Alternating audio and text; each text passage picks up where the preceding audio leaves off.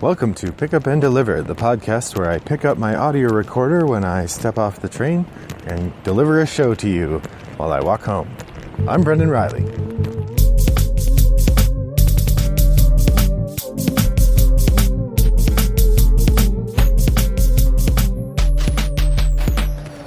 Thanks for joining me today on Pick Up and Deliver.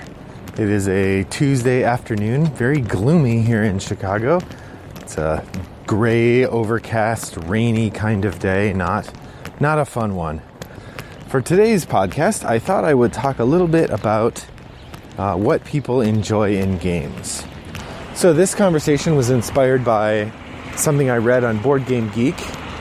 A person, I believe it was a man, posted that he was trying to figure out how to get his wife to play games with him more often.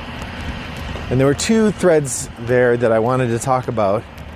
Part of it was that he wanted her to play more involved games, and the way he described their life together, it sounded like she was awful busy all the time.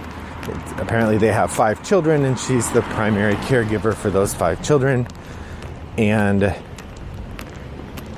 he wanted to figure out how to get her to play games more interesting than Sorry or whatever in the evenings. And so there were kind of two sets of threads in response. I'm going to start with the second one, or the less prominent one, which is something I commented on, and a number of other people made interesting comments as well. Sort of along the lines of, well, you should help her not feel so overwhelmed with her work that she doesn't feel like she has time to enjoy games. I framed my answer through the voice of Jennifer Ham, the partner and sometime co-podcaster of Richard Ham, or Rado, on Rado Talks Through, the podcast. Jennifer is his wife and main gaming partner. And there have been a number of times that people have asked her how to, I really admire the way that you two play games together all the time. I wish my wife would play games with me. How do you do that? And her main response was that for her, and she's not trying to speak for all women, but she says she feels like her experience translates. For her, it's not easy for her to sit down and have fun doing something like a board game if she feels like there's a lot of work to do, that it's hard to relax with things hanging over her head. And when a lot of those things are sort of household tasks, paying bills or cleaning or that sort of thing, it's doubly hard or doubly annoying. And so she recommends that one way to try to help, for particularly men in American culture, the way we divide up our labor, for men to try to help their wives find space to want to play. One way to do that is to think about, well, what is it that's keeping them from wanting to play? Are they feeling stressed? Do they have too many things to do? Could I help out with, say, some of the household chores that I maybe don't pull my weight on? That was Jennifer's advice, and in this particular forum, that seemed apt. I would generalize that to not be particularly rooted in gender, but rather to think about your partner in general, and think about, if you feel like you have more free time than they do, what kinds of things about how you interact with them could you do to help? So that's one thing. The second thing that I wanted to suggest was that the second part of it, which is that he indicated he wanted her to play more games, but he did not indicate whether she was actually interested in playing more games. And this is something that I regularly see on Board Game Geek. There's a kind of conversation about partners, and this comes from both genders, where one person likes to play games and the other doesn't really like to play games. And they talk about, I wish I could figure out how to get them to like the games more. And I would say there's a couple responses to that, but the main one comes from Judge John Hodgman. John Hodgman is a humorist, and he's got a podcast called Judge John Hodgman, where he helps people adjudicate real issues in their lives, although usually with a humorous bent. And one of his main tenets, one of the rules of the podcast, is that people like what they like. And while it's good to take an interest in the things that your partner likes, and it's good to try to work to understand and perhaps engage with those things your partner likes, ultimately, if you don't like the things your partner likes, or your partner doesn't like the things you like, there's nothing you can do to get them to like them. People like what they like. And a lot of times when people seek to make someone else like the thing that they like, what we end up with is unhappiness. So, all of that said, hasn't really touched on any board game stuff yet. So, I wanted to take a couple minutes here at the end of the podcast to talk about what I like about playing board games. And I'm interested to hear from you. Either tweet at rattleboxgames.com or email me, brendan@rattleboxgames.com. Actually, it's just tweet at rattleboxgames. There's no .com on that.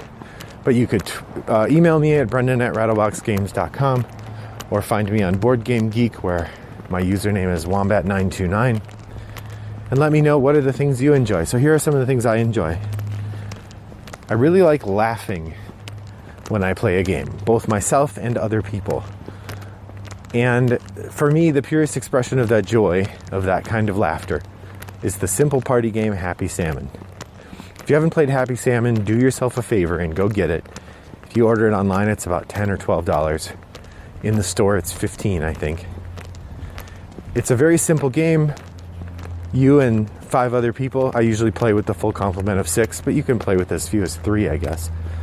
You and other people stand around a table, and you each have in your hand a deck of 12 cards, which consist of 3 cards of each of these kinds of interactions. There's a fist bump, a high five, a switcheroo, which is where you switch spots, and a happy salmon. And a happy salmon is is a greeting you exchange with somebody else, where you put your hand out along their forearm and they put their hand out along your forearm, and you flap your hands on each other like 2 fish. It's hard to explain, but easy to understand once you see it. And basically, just everybody starts shouting and laughing and trying to do these 12 actions in the order that they come up in your cards. And the first person to do all 12 wins. It's great. It's a delightful game. It takes about 5 minutes. I bring it to every party or every thing I go to where people might be playing games, because it's a perfect aperitif. It's a perfect way to get to know people you don't know. It's fun. It's easy to teach. I would say the only downside is that you do have to do the switcheroo, which is where you move around the table, and that part might be difficult to do if you have somebody who's got trouble moving around, somebody older or somebody maybe with mobility issues. It would be interesting to try to think of a hand motion that can substitute for the switcheroo. So you find someone else with whom you're going to switcheroo, and then you both do a hand motion to indicate that you've switcherooed, maybe sticking your hands up in the air and twirling them once around or something. Anyway, so laughter is one of the things I love about gaming, and I do that most in Happy Salmon. I love cheering. There are moments in board games where you literally cheer. Often, I've referred to these before, and other people, of course, have used this phrase as stand-up moments, where you stand up and you roll the dice because you're so excited about what is happening. And I think the epitome of that, for me, is the end of A Touch of Evil. Every time I've played that, when we go to fight the big bad at the end, we have stand-up dice rolls, and they are very exciting. So cheering when you win at a stand-up dice roll. Now I'll offer one emotion that's a bummer, or I don't know, it's a pleasurable bummer. Frustration. In particular, I guess this is a real bummer.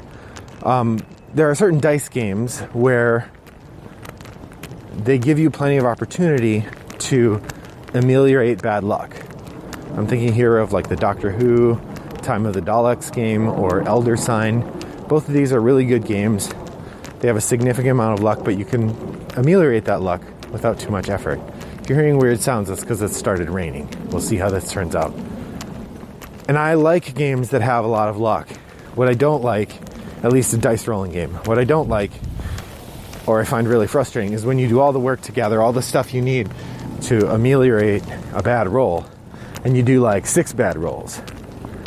What was I playing? I was playing a game the other day where I had to get, we were playing the Adventurers, the Temple of Horus, and I needed to get a 1, 2, and a 3 on 5 dice.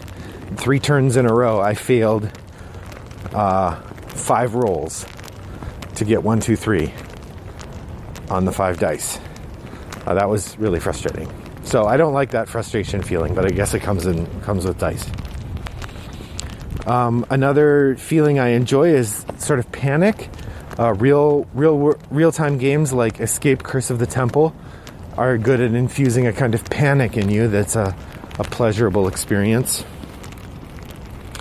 I love the satisfaction of pulling off a good combo, either in an engine builder where you've aligned a set of cards that click together in just the right order, or when you're playing, say, Marvel Legendary, and you get a series of cards that let you draw your entire deck or something. Those are all really enjoyable, and I love those kinds of combos. That's really satisfying when you make that work. Another motion I don't like is the "you took my spot." When you're playing a Euro game and you want to go someplace and someone else puts their worker there instead, Agricola, it's particularly infuriating that way. One of the things I love about the game Anachrony is that there are 2 spots that you can go to after someone else has taken all the spots you want. It's a nice little softening of the "you took my spot" unpleasantness. Finally, 2 more emotions that I really like. Satisfaction. When you get to the end of a game and you all had a good time, you've gotten along well. I love the satisfaction of that feeling. And finally, amity. The handshake at the end of the game when you both acknowledge that it was a delightful game and you had a great time. There's nothing better than that feeling of friendship that comes from playing a game.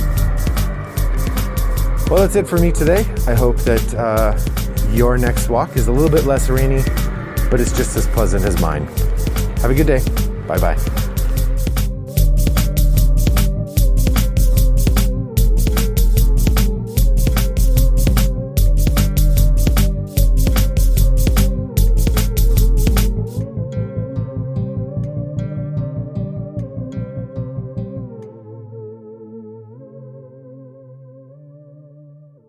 Brought to you by Rattlebox Games.